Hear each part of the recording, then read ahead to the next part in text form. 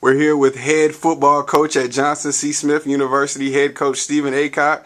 Coach Aycock, you just closed off the 2013 season with a 5-5 record, and now it's that time for a new year. We're getting ready to go into spring football. It starts tomorrow, March 20th, with the annual inter-squad game taking place on April 7th, a little Monday night football at 7 p.m.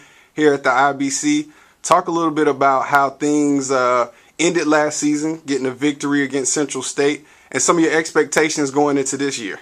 Well, it most definitely kind of helps us with, getting a start for the new season, coming off that victory with Central State.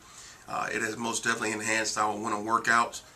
The team has been lifting and running pretty good. And that says a lot about the character. We lost a big class last year. We're excited about this upcoming spring.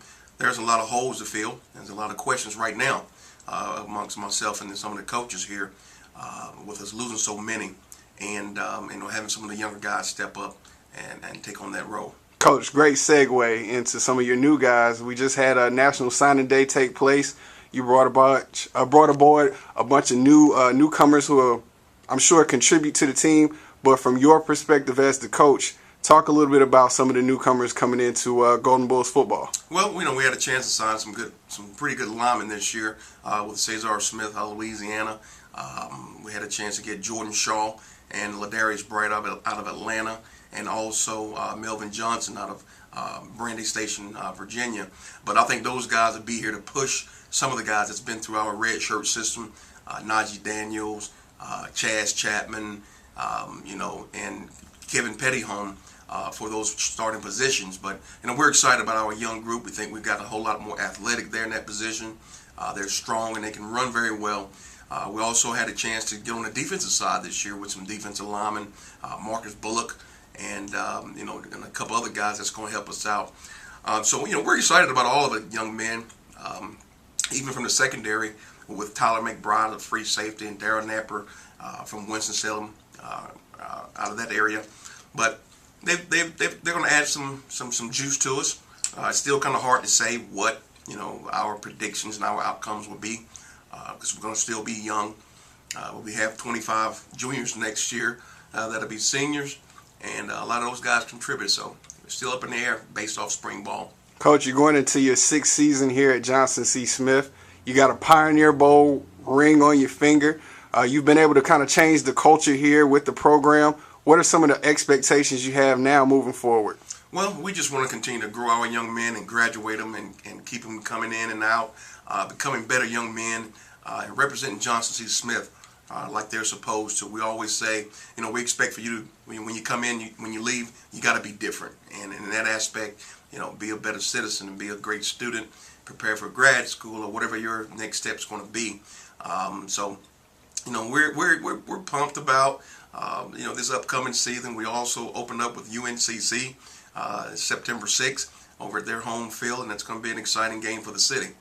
Absolutely. I mean, you're going right into where I want to take this interview.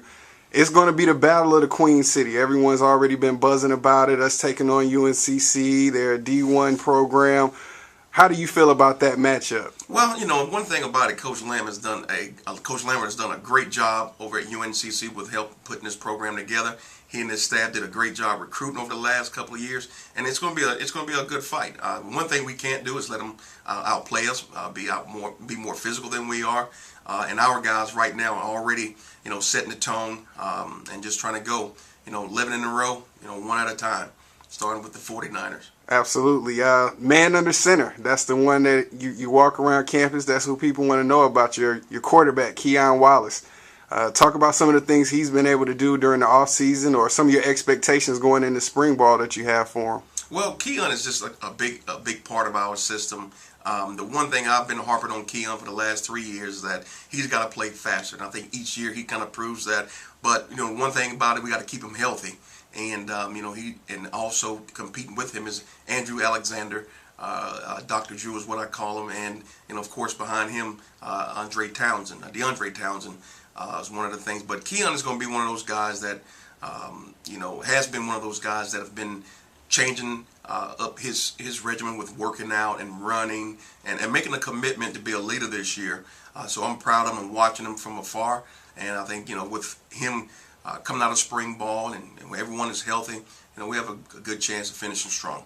So once again, spring practice starts tomorrow, March 20th. The schedule is how's the scheduling for spring practice? Well, we go we start tomorrow Thursday. We go Friday, Saturday, and Sunday, and we'll go for the next 3 weeks. Thursday, and Friday we'll start at 4:15 between the practice field and the game field. And Saturday and Sunday we'll go at 1 o'clock for the next 3 weeks on Saturday and Sunday between the practice and the game field. So we're excited about it.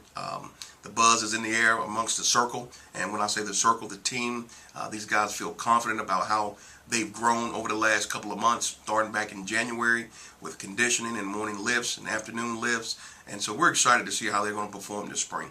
And the culmination, once again, is April 7th, Monday Night Football, as we're going to dub it, 7 p.m. What do you hope to showcase that night? Well, I just want to see how far we've grown with some of the guys, within the next couple of weeks.